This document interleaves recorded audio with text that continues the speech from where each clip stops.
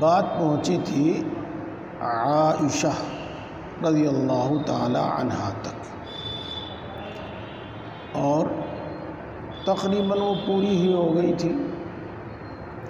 بس اتنی بات ہے کہ حضرت عائشہ رضی اللہ تعالی عنہا اس امت کی عورتوں میں سب سے زیادہ علم والی ہیں اور سب سے زیادہ فقیہ ہیں۔ اس کے بعد لفظ ام المؤمنین، یہ حضرت عائشہ رضی اللہ تعالی عنہا کا لقب ہے، اور یہ صرف حضرت عائشہ رضی اللہ تعالی عنہا ہی کا نہیں بلکہ تمام ازواج مطہرات کا لقب ہے، اور اللہ تبارک و تعالیٰ کی طرف سے دیا ہوا ہے۔ چنانچہ قرآن پاک میں ہے النبی اولیٰ بالمؤمنین من انفسہم وازواجہ امہاتہم۔ تو اس آیت شریفہ میں اللہ تبارک و تعالیٰ نے رسول اللہ صلی اللہ علیہ وسلم کی ازواج مطہرات کو مسلمانوں کی ماں قرار دیا ہے، امہات المؤمنین قرار دیا ہے۔ اس لیے یہ لقب حضرت عائشہ رضی اللہ تعالی عنہا کا بھی ہے اور دوسری ازواج مطہرات کا بھی ہے۔ اس کے بعد یہ سمجھیے گا کہ یہاں ام المؤمنین کہا گیا ہے، مومن مردوں کی ماں، تو کیا یہ مومن عورتوں کی بھی ماں ہے یا صرف مومن مردوں کی ماں ہے؟ یہ ایک سوال ہے۔ یہ ہے تو دوستو،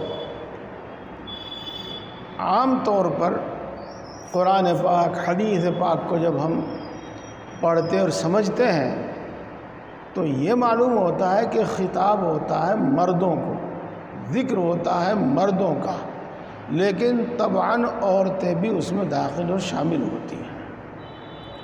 لہذا اس قاعدے کے مطابق ہم یہ کہیں گے کہ حضرت عائشہ اور اسی طرح دوسری ازواج مطہرات جس طرح سے ام المؤمنین ہیں، اسی طریقے سے وہ ام المؤمنات بھی ہیں۔ لہذا پورا نام جو ہوگا وہ ام المؤمنین والمؤمنات ہوگا۔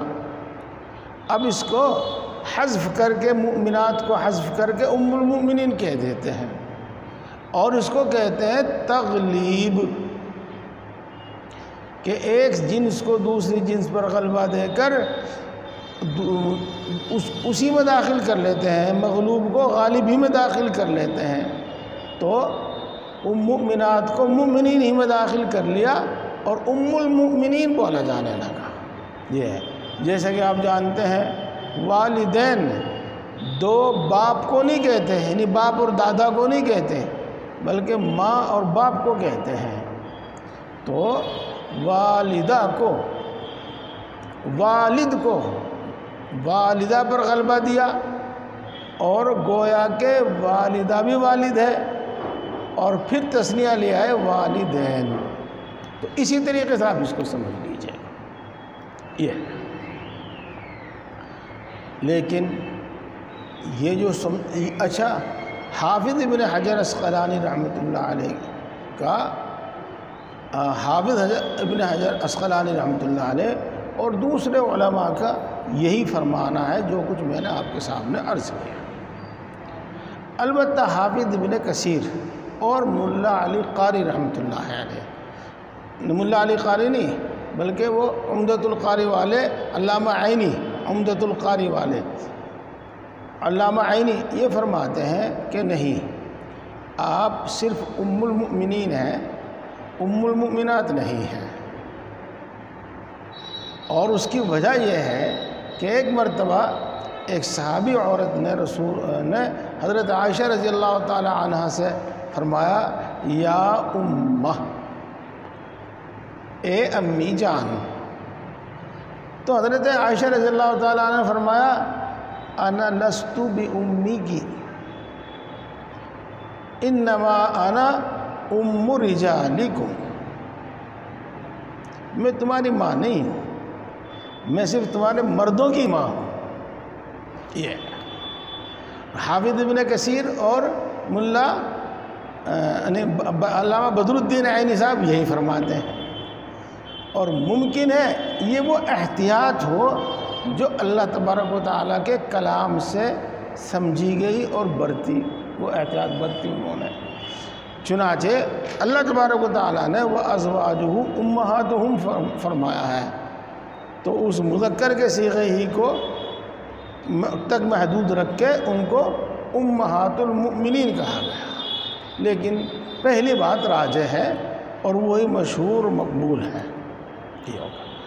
اب اسی میں ایک دوسری بات سنیے گا کہ ازواج مطہرات کو جو امہات المؤمنین کہا گیا ہے، یہ صرف تعظیم و تکریم کے اعتبار سے کہا گیا ہے، ایسا نہیں کہ وہ رضاعی ماں کی طرح یا سلبی ماں کی طرح احکام ہیں، ان کے احکام ہیں، ایسا نہیں ہے۔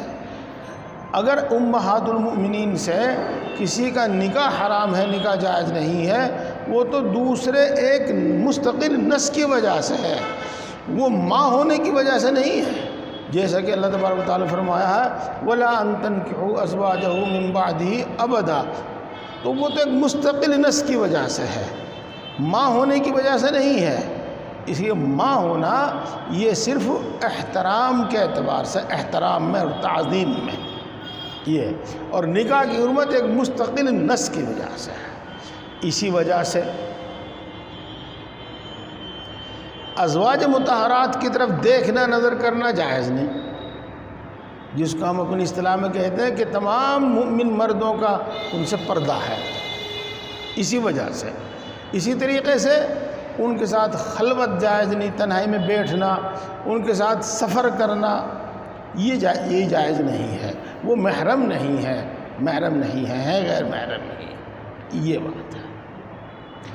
اسی طریقے سے جس طریقے حضرت عائشہ رضی اللہ تعالیٰ عنہ کو لو مثال کے طور پر کہ وہ مومنون کی ماں ہیں، تو کیا ان کی بہن تمام مومنین کی خالہ ہے اور ان کے بھائی تمام مومنین کے ماموں ہیں اور ان کی ماں تمام مومنین کی نانی ہے اور ان کے باپ تمام مومنین کے نانا ہیں؟ تو دیکھو ایسا نہیں ہے، جیسا کہ بتایا گیا کہ یہ تو صرف ان کو لقب دیا گیا ہے تعظیم کے اور احترام کے طور پر، اس سے یہ نسبی طور پر ماں ہونا ثابت اس سے نہیں ہوتا ہے۔ یہ بات یہاں تک پوری ہو گئی۔ ان الحارث بن ہشام، حارث بن ہشام،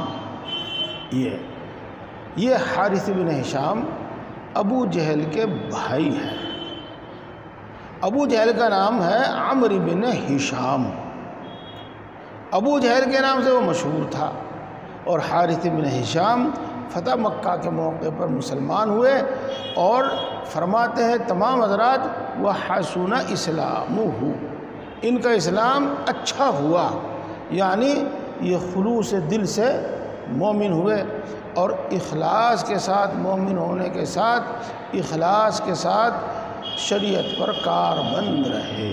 یہ سأل رسول اللہ صلی اللہ علیہ وسلم، حارث بن ہشام نے رسول اللہ صلی اللہ علیہ وسلم سے سوال کیا، یہ ترجمہ بھی درست ہے، اور دوسرا ترجمہ کروں گا میں، رسول اللہ صلی اللہ علیہ وسلم سے دریافت کیا۔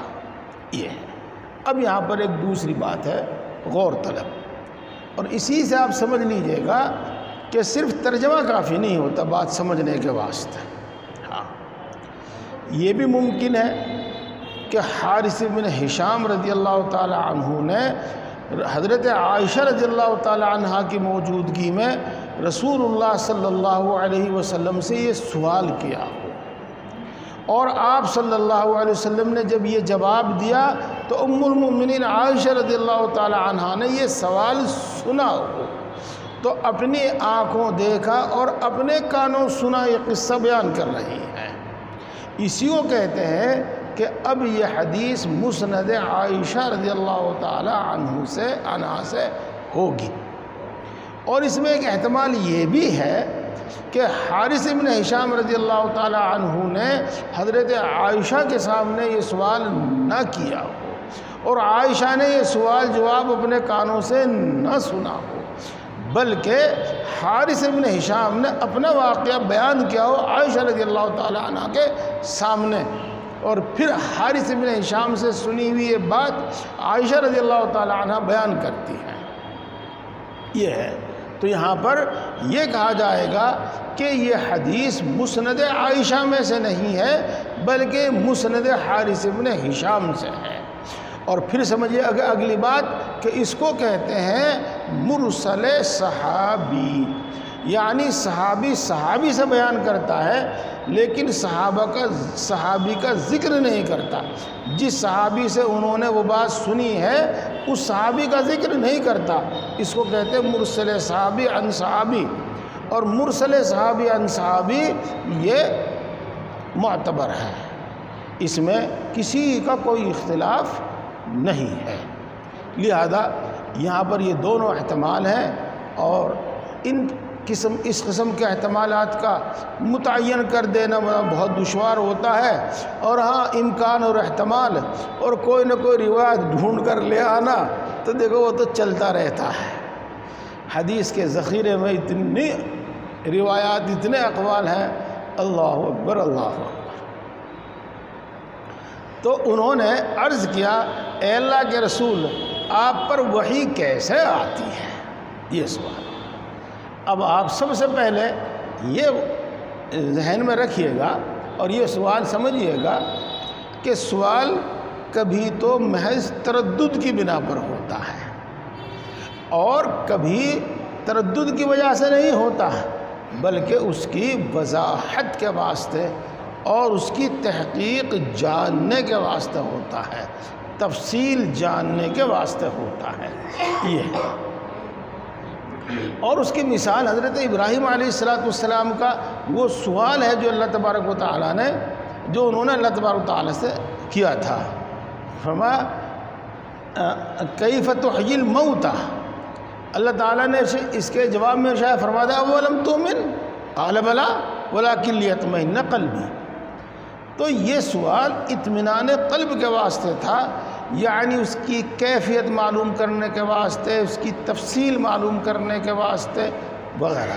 تو ایسے یہاں پر حضرت حارث ابن ہشام رضی اللہ تعالی عنہ کا سوال، جیسا کہ ان کے حالات سے معلوم ہوا کہ ان کا اسلام اچھا تھا اور وہ ایک مخلص صحابی تھے، مسلمان تھے، تو یہ سوال تردد کے واسطے نہیں ہوگا بلکہ حقیقت حال جاننے کے واسطے ہوگا۔ یہ بات اس لیے کہہ دینا ضروری ہے کہ بہت سارے حضرات ادھر ادھر کی باتیں اکٹھی کر کے اور ایسی چیزوں کو دلیل بنا لیتے ہیں کہ یہ تو محض دولت کی وجہ سے اور اسلام کے غلبے کی وجہ سے اور عہدوں کی وجہ سے مسلمان ہو گئے تھے، جیسے کہ حضرت ابو سفیان رضی اللہ تعالی عنہ کے بارے میں اسی طرح کی باتیں کہی جاتی ہیں۔ یہ ہے، اور یوں کہتے ہیں کہ دیکھو انہیں وحی میں شک تھا کہ آتی بھی ہے کہ نہیں آتی، وہ مطمئن نہیں تھے اس بات پر کہ حضرت کے پاس وحی آتی ہے، اس لیے انہوں نے سوال کیا۔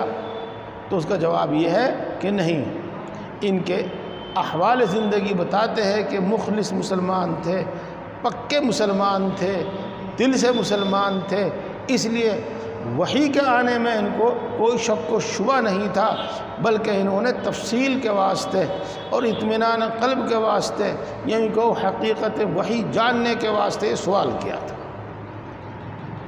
فقال رسول اللہ صلی اللہ علیہ وسلم احیانا یأتینی مثل صلصلۃ الجرس۔ پہلے تو سمجھیے احیانا، یہ حین کی جمع ہے احیان، مطلق وقت کو کہتے ہیں، کچھ وقت کو کہتے ہیں، کچھ وقت، جس کو ہماری فارسی میں گاہ بگاہ کہہ دیتے ہیں، گاہ بگاہ مطلق کسی وقت یہ ہے۔ اور اس میں عامل ہے یأتینی، یأتینی، یہ ظرف مقدم ہے یأتینی کا، بعد والا جو عامل ہے وہ اس میں عمل کر رہا ہے، یہ اس کا ظرف مقدم ہے۔ مثل صلصلۃ الجرس، یہ صلصلۃ الجرس جو ہے یہ یأتینی سے حال ہے، یہ منصوب علی الحال، یہ جو لکھا ہے تو شروع کر دیا اس کو احیاناً سے. کبھی یہ سمجھنے لگو کہ احیاناً کو حال بتا رہے یہ کہ منصوب ہے حال ہونے کی وجہ سے. احیاناً حال نہیں ہے، یہ سلسلۃ الجرس جو ہے یہ یاتینی سے حال ہے، اور ضمیر اس کا فاعل ہے، مرجع اس کا وحی ہے. اور یہ بات میں نے آپ کو اس لیے بھی بتا دی کہ عربی میں وحی مذکر ہے، اس کے لیے مذکر کے صیغے استعمال کیے گئے ہیں، اور ہم اردو میں اس کے لیے مؤنث کا صیغہ استعمال کرتے ہیں، تو وہ سلسلۃ الجرس کی طرح آتی ہے. پہلی تو بات سمجھ لو یہ کہ مثل سلسلۃ الجرس کہا ہے، گویا کہ وہ گھنٹیوں کی آواز ہے، گھنٹیوں کی آواز ہے گویا کہ. یعنی اللہ کے رسول صلی اللہ علیہ وسلم نے اس کو سلسلۃ الجرس نہیں کہا. جو میں کہہ رہا ہوں اس کو توجہ سے محفوظ رکھیے. سلسلۃ الجرس نہیں کہا بلکہ سلسلۃ الجرس جیسی کہا، اس کے مشابہ کہا، اس جیسی کہا. یہ ہے. اس کا فائدہ انشاءاللہ العزیز آگے تقریر میں آپ کو معلوم ہوگا. اب آئیے سلسلہ کسے کہتے ہیں؟ سلسلہ تو سلسلہ کہتے ہیں لوہے کو لوہے پر مارنے کی آواز، یا یوں کہو کہ لوہے کو پتھر پر مارنے کی آواز. اور اگر آپ اس کی جامع تعریف کرنے لگو تو یوں کہہ لو کہ لوہے کو کسی سخت چیز پر مارنے کی آواز، اس کو کہتے ہیں سلسلہ. اور جرس اس کا ترجمہ ہمارے اردو میں گھنٹی سے بھی کرتے ہیں، ٹال سے بھی کرتے ہیں، گھنڈی سے بھی کرتے ہیں، اور ٹالی پتہ نہیں کیا کیا کہتے ہیں. بہرحال یہ وہ ایک چیز ہے جو جانوروں کے گلے میں باندھی جاتی ہے، اور اس کے اندر ایک آلہ ہوتا ہے، لوہی کا ہوتا ہے. اس کے ہلنے سے وہ اندر کا آلہ ہلتا ہے اور اس سے ٹکراتا ہے، اس کے ٹکرانے سے ایک آواز ہوتی ہے، تو اس کو ہم کہتے ہیں ٹال، گھنٹی وغیرہ. یہ تو گھنٹی کی آواز جیسی ہوتی ہے، یہ کہا مثل سلسلۃ الجرس.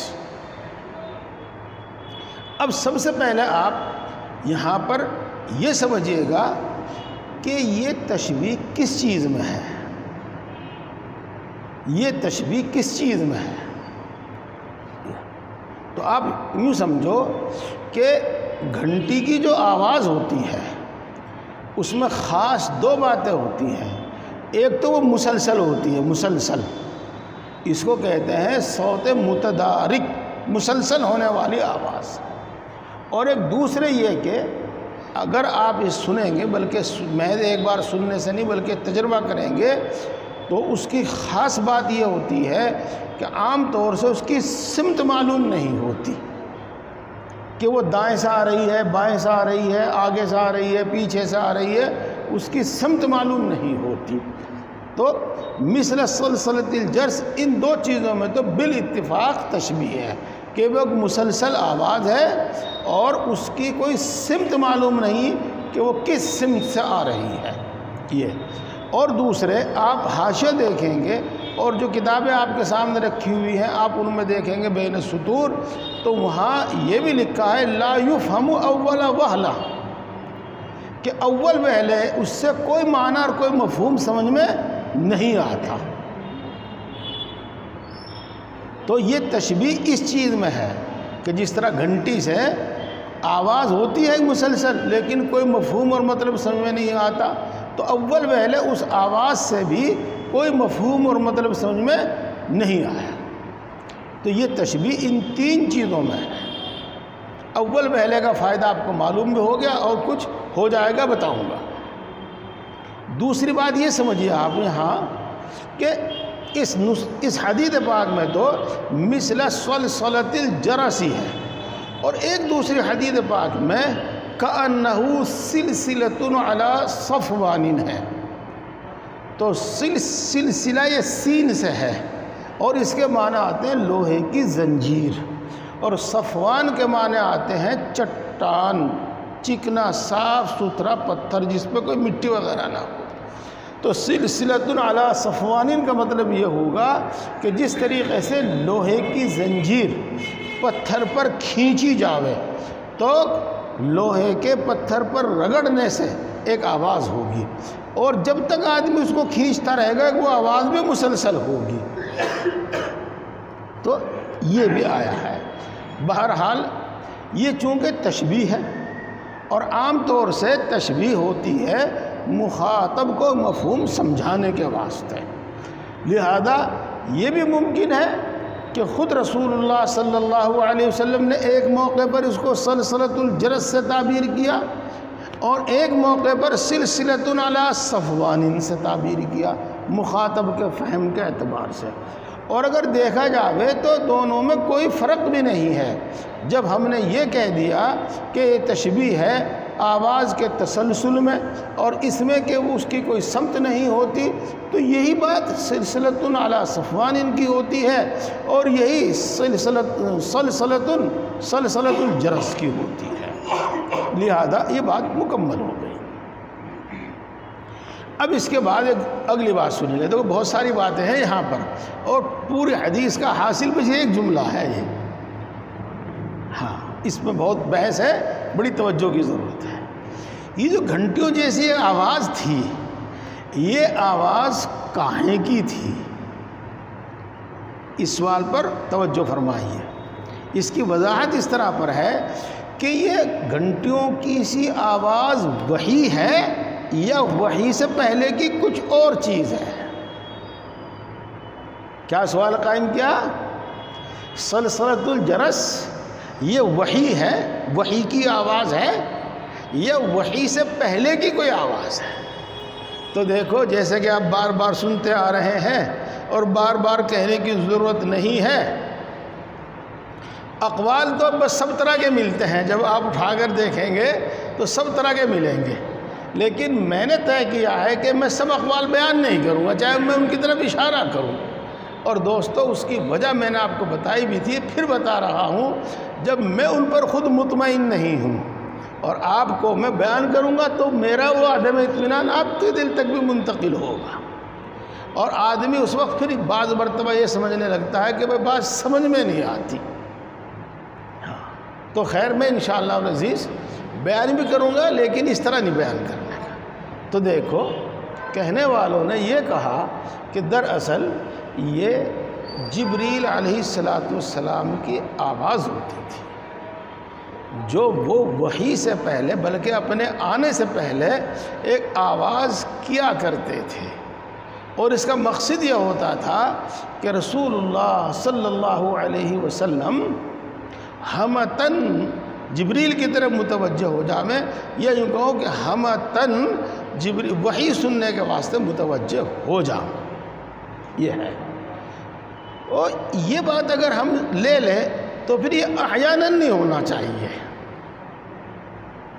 احیاناً نہیں ہونا چاہیے، بلکہ جب بھی جبریل آئے تو پھر ایسا ہی ہوگا، پھر تو ایسا ہونا چاہیے۔ ہاں اچھا، بہرحال احتمال امکان سے تو انکار نہیں۔ پھر کچھ حضرات نے یوں کہا کہ دراصل یہ جبریل کے آنے کی اور ان کے پنکھوں کی آواز ہوتی تھی،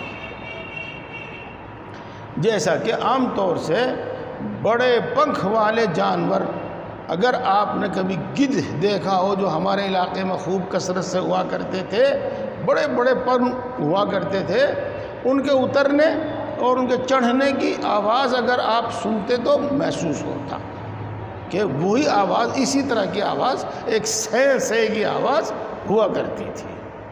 بعضوں نے اس سے آگے بڑھ کر کہا اور یہ کہا کہ دراصل عظمت وحی کی وجہ سے بعض اوقات حضرت جبریل علیہ السلام کے ساتھ اور فرشتے بھی آتے تھے، اور 70,000 تک روایات میں آیا ہے، اور جیسا کہ اکثر و بیشتر 70 کا لفظ کسی تعداد کو محدود کرنے کے واسطے نہیں ہوتا بلکہ کثرت کو بیان کرنے کے واسطے ہوتا ہے، تو اس سے زیادہ بھی ہو سکتے ہیں، اس سے کم بھی ہو سکتے ہیں۔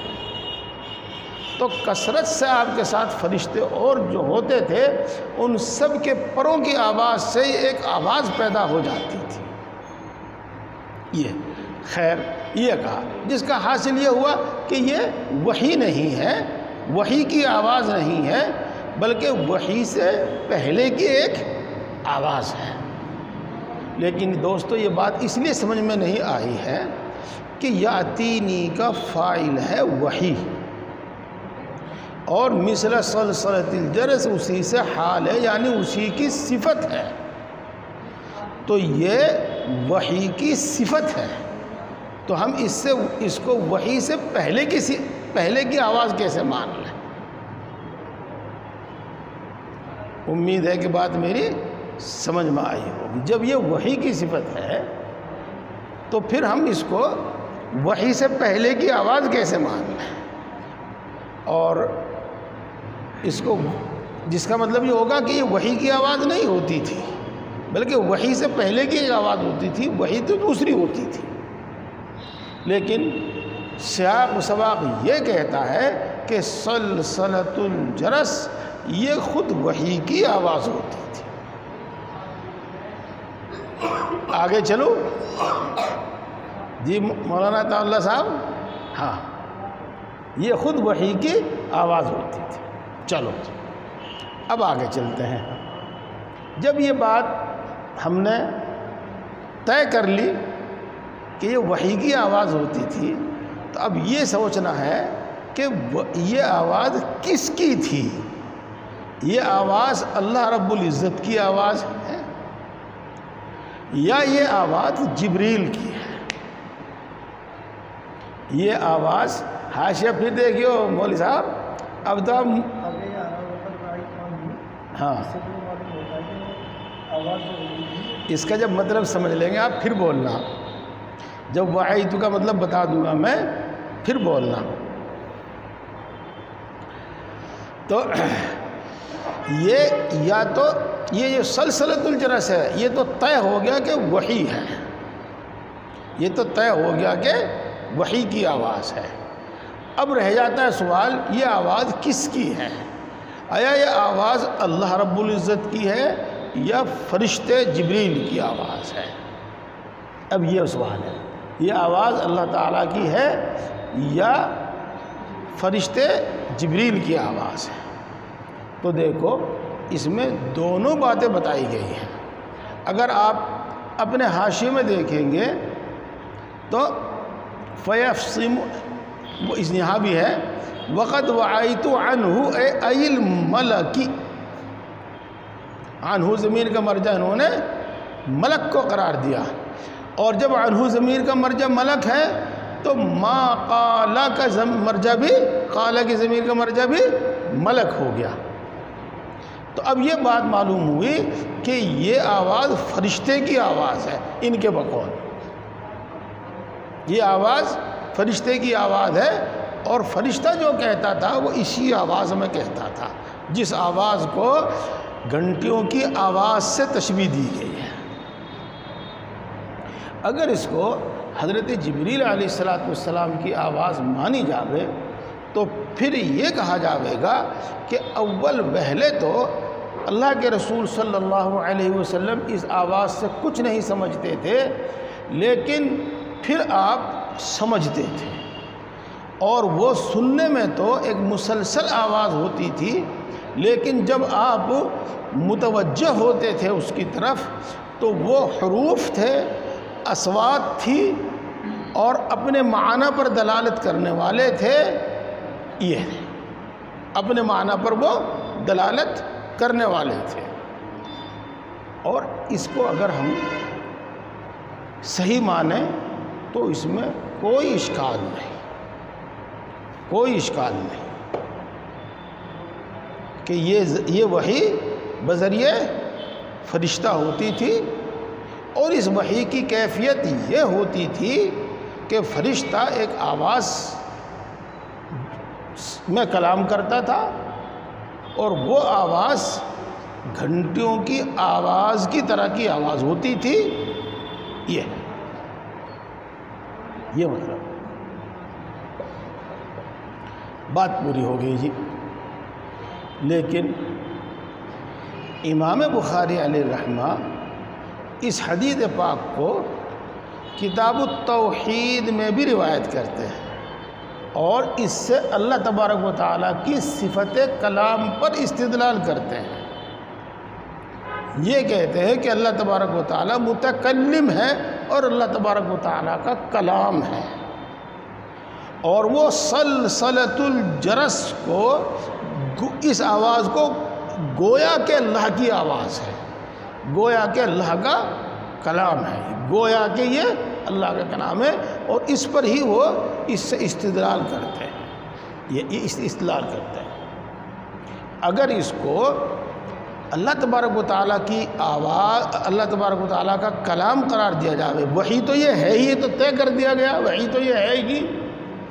اب یہ اگر اللہ تبارک و تعالیٰ کا کلام ہے تو یہ ایک آواز ہے، آواز، جیسا کہ صاف معلوم ہو رہا ہے صوت ہے، تو اللہ تبارک و تعالیٰ کے کلام میں صوت نہیں ہوتی، نہ اللہ تبارک و تعالیٰ کے کلام میں حروف اور کلمات ہوتے ہیں، اور نہ اللہ تبارک و تعالیٰ کے کلام میں صوت ہوتی ہے۔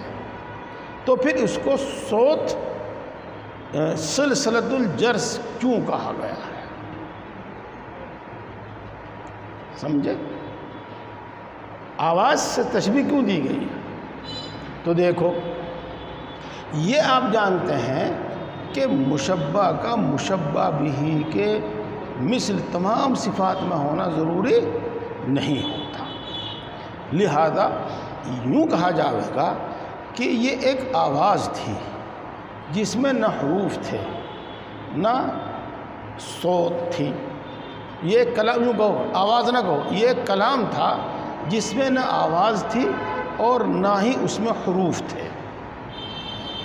جیسا کہ آپ نے شاید فرید الدین عطار کا ہے یہ قول اورا لحن نے آواز نے، اس کی بات میں نہ لہجہ ہے نہ آواز، یہ ہے۔ تو پھر یہ کہا جائے گا کہ یہ اللہ تبارک و تعالیٰ کا کلام تھا، اور رسول اللہ صلی اللہ علیہ وسلم نہ اس سے، یہ ایک آواز ضرور تھی، یہ ایک آواز ضرور تھی، لیکن نہ یہ حروف تھے، گویا کہ وہ ایک آواز تھی، آواز نہیں تھی، گویا کہ وہ ایک آواز تھی اور اس میں حروف نہیں تھے۔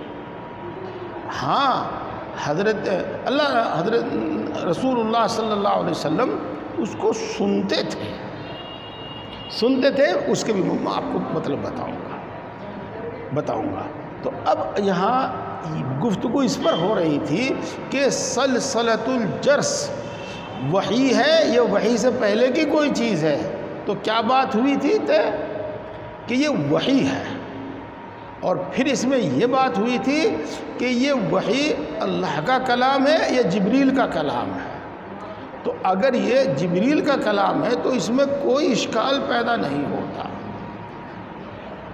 جس کا مطلب صرف یہ نکلے گا کہ اگلی جو صورت ہے اس میں تو جبریل ایک انسانی شکل میں آ کر ایک انسان کی طرح کلام کرتے تھے، اور اس میں جبریل ایک انسان کی طرح سامنے آ کر کلام نہیں کرتے تھے، بلکہ وہ اپنی اصلی آواز میں کلام کرتے تھے، اور وہ آواز اس طرح کی آواز نہیں تھی جیسے ہم بولتے ہیں، وہ کلام اس طرح کا کلام نہیں تھا جیسے ہم بولتے ہیں، بس اس کو تشبیہ اس میں دی جا سکتی ہے کہ وہ گھنٹیوں کی سی آواز تھی۔ اچھا، اور جب یہ کہا جاوے، جیسے کہ امام بخاری علیہ رحمہ اور علامہ انور شاہ صاحب کشمیری رحمۃ اللہ کی رائے ہے کہ یہ اللہ کا کلام ہے، اللہ کا کلام ہے، تو پھر ہم یہ کہیں گے کہ نہ اس میں حروف ہے نہ اس میں اصوات ہے، صوت ہے، اور گویا کہ اس کو تشبیہ دے کر تقریب الفہم کے طور پر ہمیں سمجھایا ہے، ہمیں بتایا ہے، یہ بات۔ اللہ اکبر، اللہ اکبر۔ اب آپ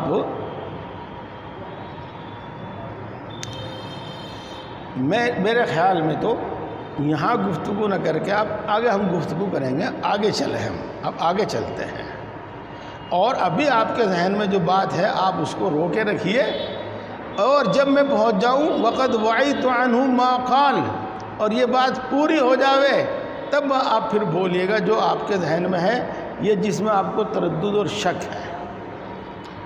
وَهُوَ أَشَدُّهُ عَلَيَّ،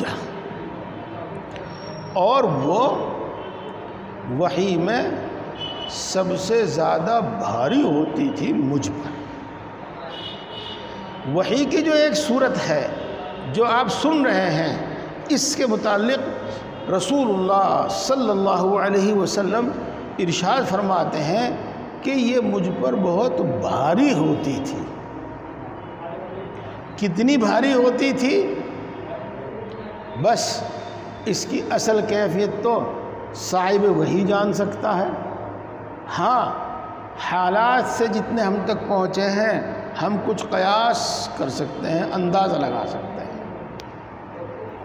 ایک تفسیر پڑھیں گے آپ انشاءاللہ آگے چل کر کہ غیر اولی ضرری ایک آیت شریفہ کا ٹکڑا نازل ہوا تھا، میں اس کو شروع کروں گا تو بات بہت لمبی ہو جائے گی، یہ بعد میں نازل ہوا تھا، پوری آیت پہلے نازل ہو چکی تھی، پھر غیر اولی ضرری یہ بعد میں نازل ہوا تھا۔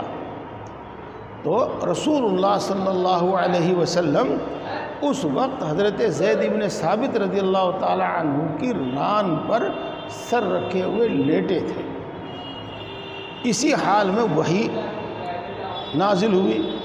تو حضرت زید بن ثابت رضی اللہ تعالیٰ عنہ فرماتے ہیں کہ میری ران پھٹی جا رہی تھی وزن کی وجہ سے، بس میں رسول اللہ صلی اللہ علیہ وسلم کے احترام کی وجہ سے ہلا نہیں، ورنہ میری ران پھٹی جا رہی تھی، میری ران کی ہڈی ٹوٹی جا رہی تھی یہ۔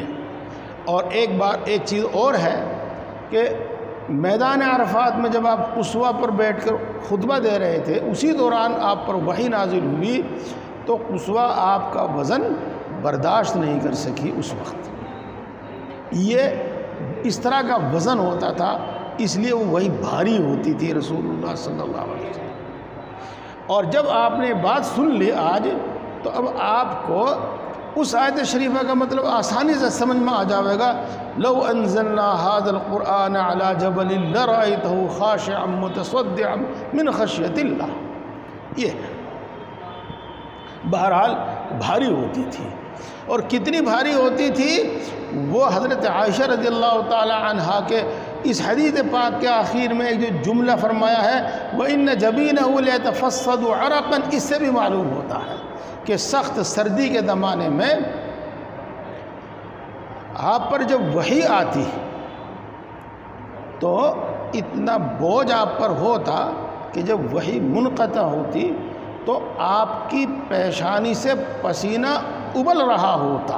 لَيَتَفَصَّدُ کا ترجمہ کیا میں نے، ابل رہا ہوتا، باقی تفصیل میں وہیں کروں گا لَيَتَفَصَّدُ پر۔ ہاں، یعنی آپ کے سینے پر، آپ کی پیشانی پر وہ پسینے کے کچھ قطرات نہیں ہوتے تھے، اور یہ نہیں کہ کچھ قطرات بہہ رہے ہوں، نہیں، بلکہ اس کثرت سے پسینہ آتا تھا جیسا کہ کسی مشکیزے کو چاقو واقو سے پھاڑ دیا جاوے، اس میں سے ایک دم اندر سے پانی ابلے۔ چلو یہیں بتا دوں میں آپ کو، آپ نے سنا ہے فسد، فسد کا مطلب یہ ہوتا ہے کہ رگ میں چیرا لگاتے ہیں، تو رگ میں کو خون بہتا رہتا ہے ہر وقت، تو جب اس میں چیرا لگایا جاتا ہے، اس رگ کو کاٹا جاتا ہے، تو ایک دم کیا کہتے ہیں اس کو، خون کی دھار ابلتی ہے، جیسے کہ آپ مشاہدہ ہر سال کرتے ہیں اور اس سال کر دیں گے، اس سال بھی کریں گے کہ جب کٹڑے کا کی گردن کاٹی جاتی ہے تو کس طریقے سے خون کا فوارہ ایک دم ابلتا ہے، تو فسد کے معنی یہی ہے۔ تو لَيَتَفَصَّدُ عَرَقًا کا ترجمہ یہ ہوتا ہے کہ آپ کی پیشانی سے پسینہ ابل رہا ہوتا، یعنی بہت کثرت سے پسینہ بہہ رہا ہوتا، یہ ہوگا۔ وَهُوَ أَشَدُّهُ عَلَيَّ، یہ ہے، اتنی شدت سے اتنی بھاری ہوتی تھی وہ وحی آپ پر۔ اب آپ سمجھیے گا کہ یہ وحی اتنی بھاری کیوں ہوتی تھی، یہ وحی اتنی بھاری کیوں ہوتی تھی؟ تو دیکھو، یہ آپ کو معلوم ہو گیا کہ اگر یہ اللہ تبارک و تعالیٰ کا کلام ہے تو پھر تو نہ اس کے لیے کوئی حروف، نہ اس کے لیے آواز، اور وہ کلام آپ کے قلب پر نازل ہوتا تھا۔ تو یوں سمجھو آپ، نمبر ایک کہ اس وقت رسول اللہ صلی اللہ علیہ وسلم کے وہ جو بشری اور انسانی حواس ہیں جن سے انسان کلام سمجھتا ہے، یعنی کانوں سے وہ سنتا ہے، عقل سے وہ سمجھتا ہے، تو وہ کلام الہی ان کانوں سے نہیں سنا جاتا تھا، اس عقل سے اس کا ادراک ہوتا تھا، نہ اس عقل سے وہ سمجھا جاتا تھا، نہ وہ ان کانوں سے سنا جاتا تھا کہ صوت ہی نہیں ہے، نہ وہ اس عقل سے سمجھا جاتا تھا، بلکہ وہ یہ جو انسانی حاسہ ہے، حواس ہیں، ان کے واسطے کے بغیر براہ راست قلب مبارک پر اتارا جاتا تھا۔ سمجھ رہے بات آپ میری؟ وہ کان کے ذریعے نہیں سنا جاتا تھا، عقل کے ذریعے نہیں سمجھا جاتا تھا، بلکہ وہ کلام الہی براہ راست آپ کے قلب پر اتارا جاتا تھا۔ اب انسانی خاصہ، بشری تقاضا اس کا متحمل نہیں ہے، بشری تقاضا اس کا، بشری طبیعت، انسانی طبیعت اس کی متحمل نہیں ہے۔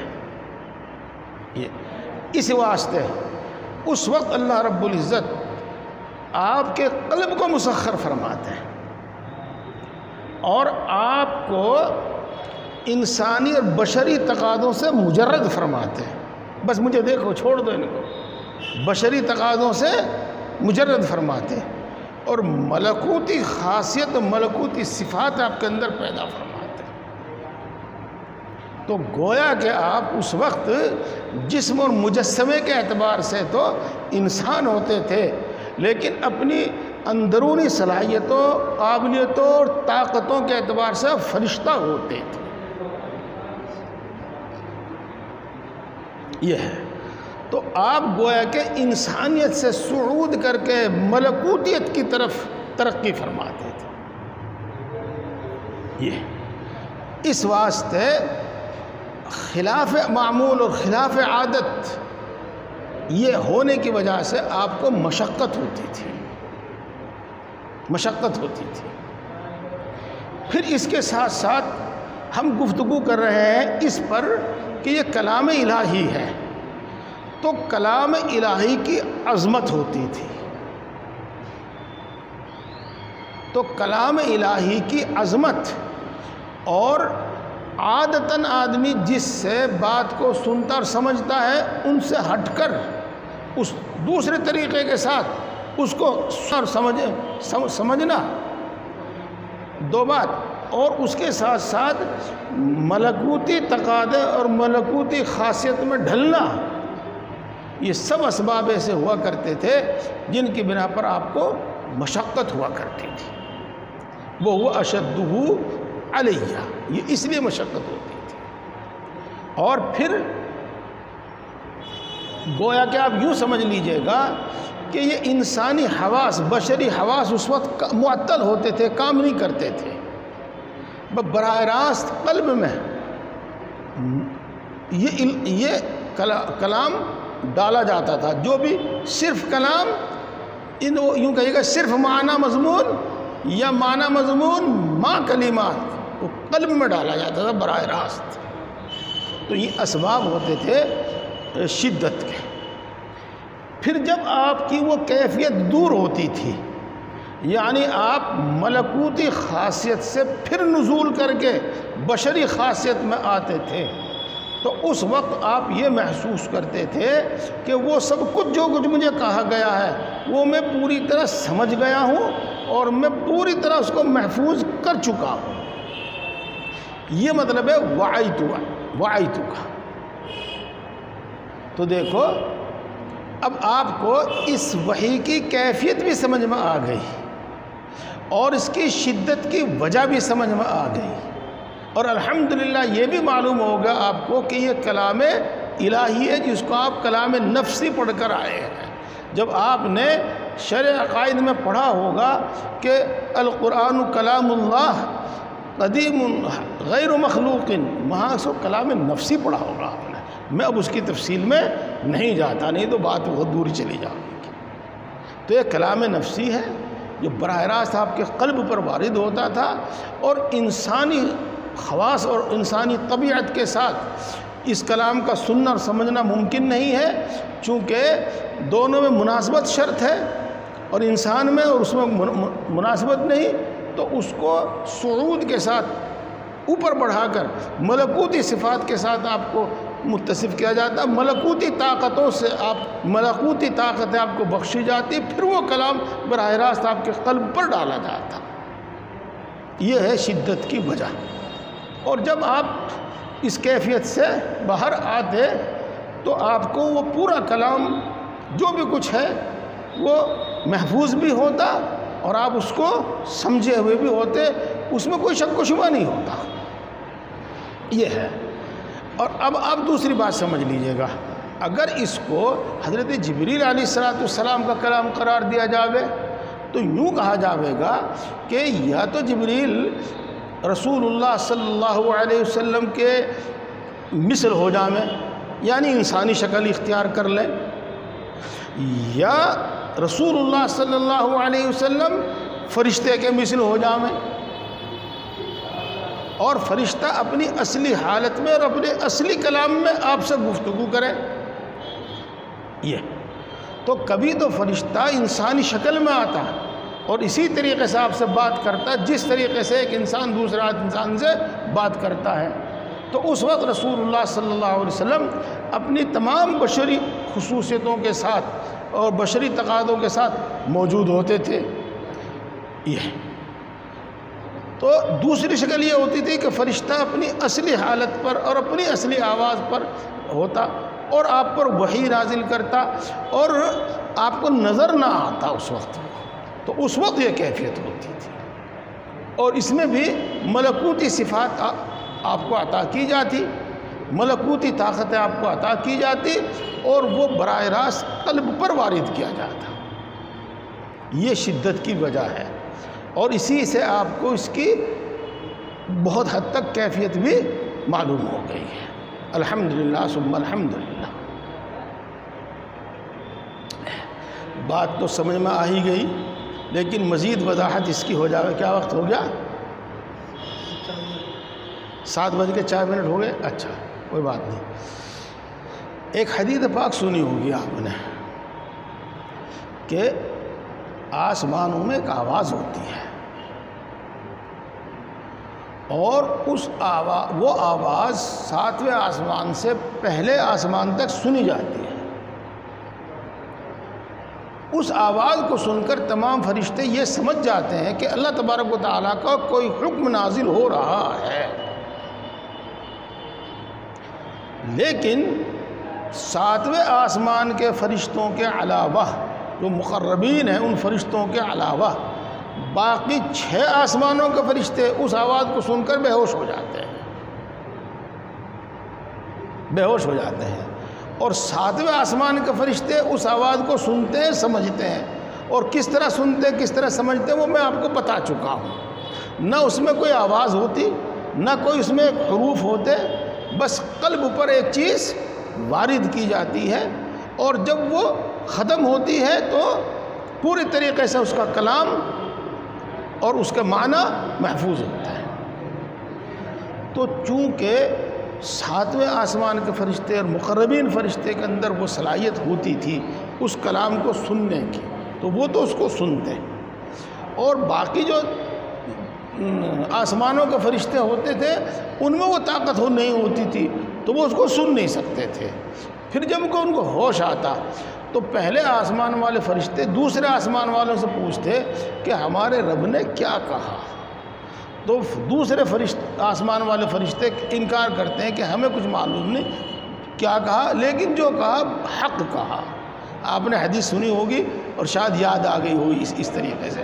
پھر اسی طریقے سے دوسرا، تیسرا، چوتھا، پانچواں، چھٹے آسمان تک یہ سلسلہ جاتا ہے، تو چھٹے آسمان والے بھی یہی کہتے ہیں پانچواں آسمان والوں کو، اور پھر چھٹے آسمان والے ساتویں آسمان والے فرشتوں سے پوچھتے ہیں، پھر ساتویں آسمان والے فرشتے چھٹے آسمان والے فرشتوں کو بتاتے ہیں، اور اسی طریقے سے پھر نیچے تک۔ تو میں اس سے آپ کو یہ سمجھانا چاہ رہا ہوں کہ بشری طاقت تو اس کو سننے کی متحمل ہے ہی نہیں، ملکوتی طاقت بھی نہیں بلکہ اعلیٰ ملکوتی طاقت۔ اس واسطے رسول اللہ صلی اللہ علیہ وسلم پر یہ ایک بہت بھاری اور ثقیل ہوا کرتی تھی۔ یہ اچھا بات تو ہو ہی سی گئی ہے، اس کو میں ہی چھوڑ دوں۔ فیفسم، اس کے بارے میں کل انشاءاللہ آگے بات ہو جائے گی۔ جی الحمدللہ وضاحت ٹھیک ہو گئی ہے۔ اب آپ فرمائیے